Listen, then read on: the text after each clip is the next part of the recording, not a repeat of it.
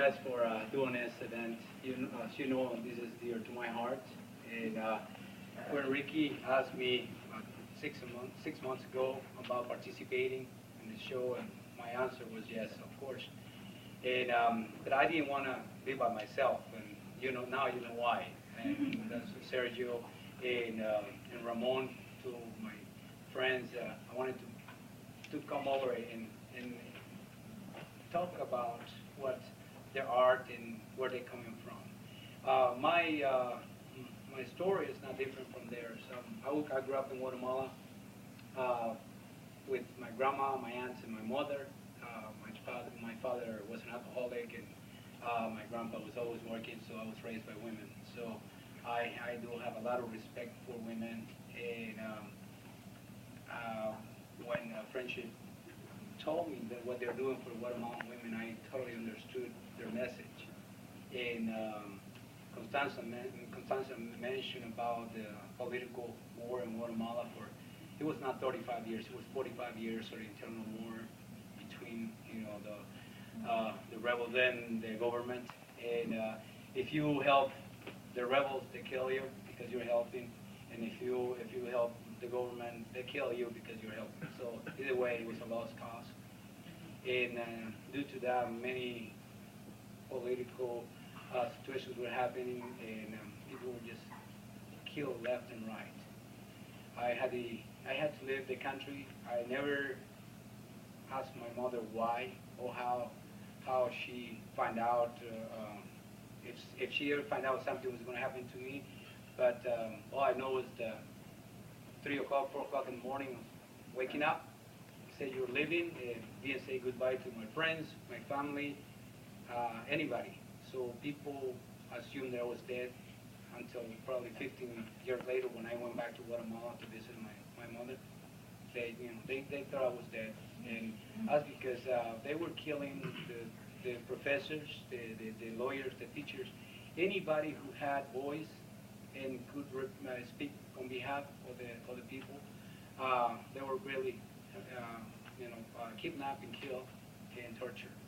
And so I was fortunate enough that I had great teachers and great professors, and there was a coffee shop in Quetzaltenango where I grew up, where we used to go in the afternoons to listen to them to speak about politics and sports, you name it. There were musicians and there were poets.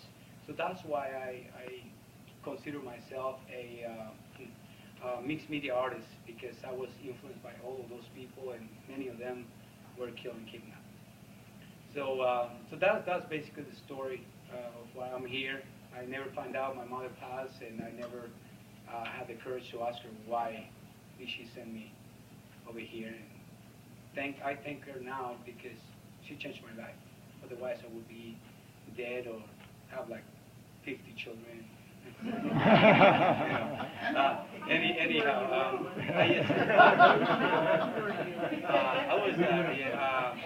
think I was 16, 17 when I left. Yeah, 16, 17. What year was that?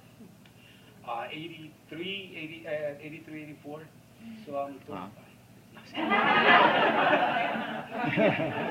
In this country we didn't hear about as they call it in Guatemala, the conflicto, which was actually an all-out civil war, and it lasted until 1996. You left relatives behind there, yeah? Yeah. The whole family was there, and when I left, we were middle class.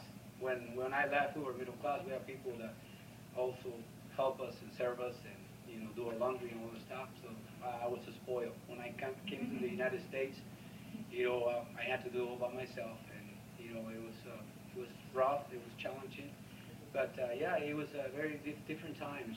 Guatemala hasn't changed.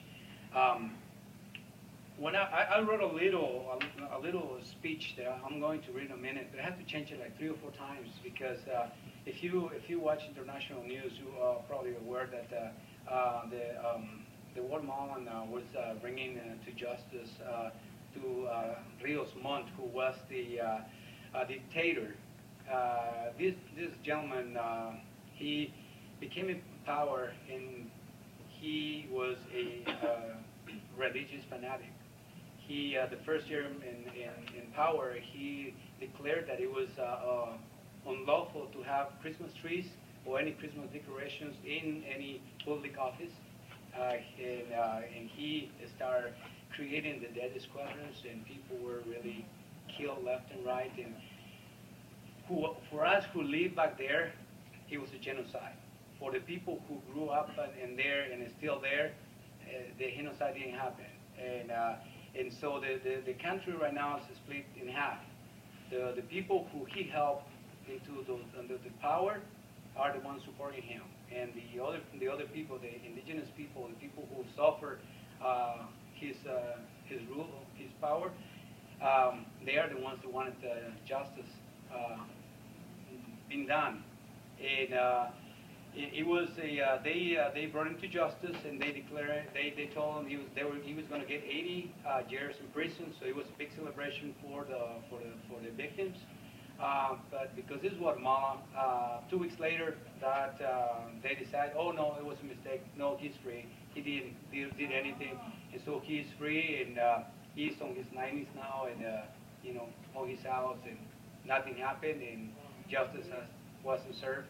So the Comandante is president now. Yeah, and so right now the struggle continues, and so for me, Friendship Bridge means a hope for the indigenous women in Guatemala. And so this is what I wrote. So I'll first say